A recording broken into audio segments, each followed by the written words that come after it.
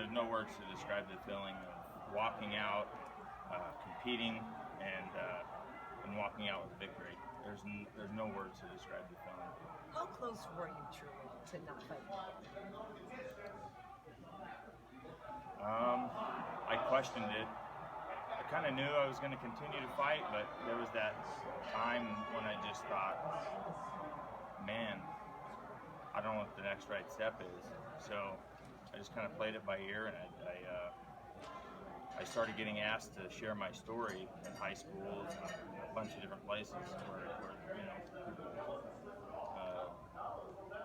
get in trouble. And I don't know, I started following that a little bit, but I couldn't take the fight at me. So I just made that decision. I thought about it, and prayed about it, and decided I gotta come back. I still want to fight, and not to prove anything.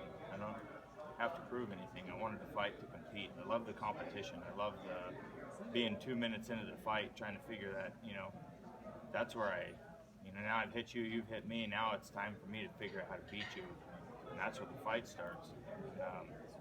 That's what I felt tonight. He kind of was landing a little bit, and it was slow, and I couldn't get to him. And he had to.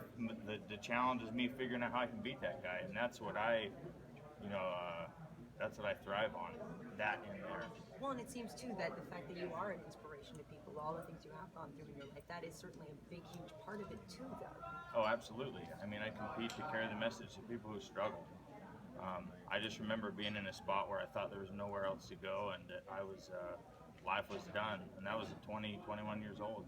And I know there's millions and millions of people out there that don't think there's a way out, and when I compete, if somehow they hear a little bit of my story, and it gives them some inspiration to, make the next right decision, whether it's to not use or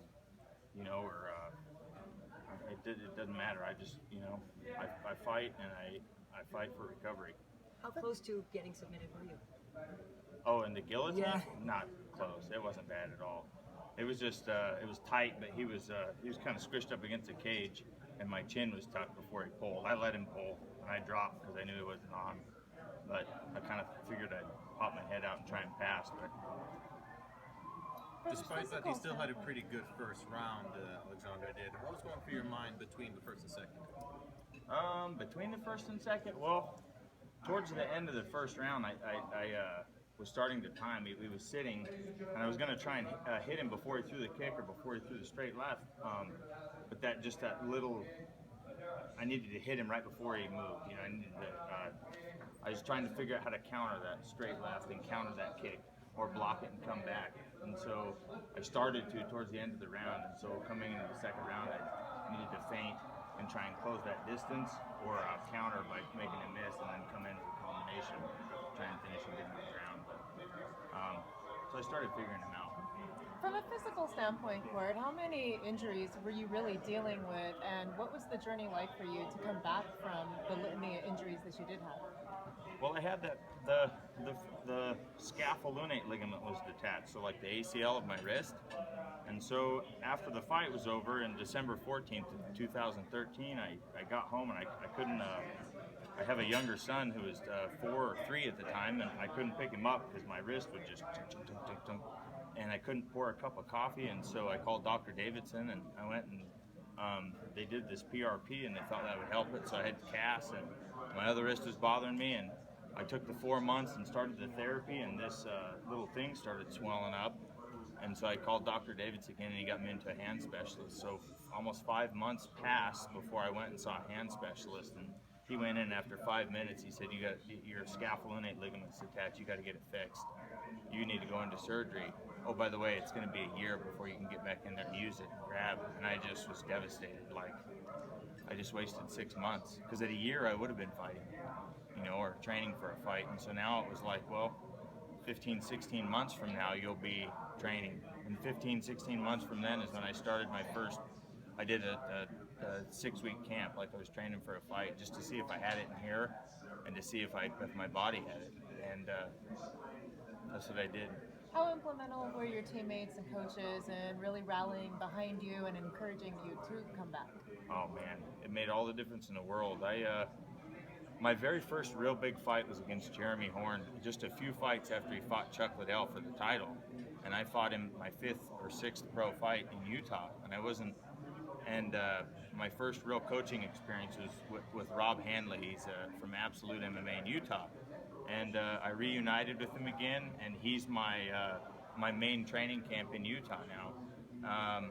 And all of my teammates, I had 2 or 3 teammates move back, and they've just showed up day in and day out. Steve Seiler and Ramsey Nijum, Rock Jardine, and all these guys, you know, just came out of the woodwork.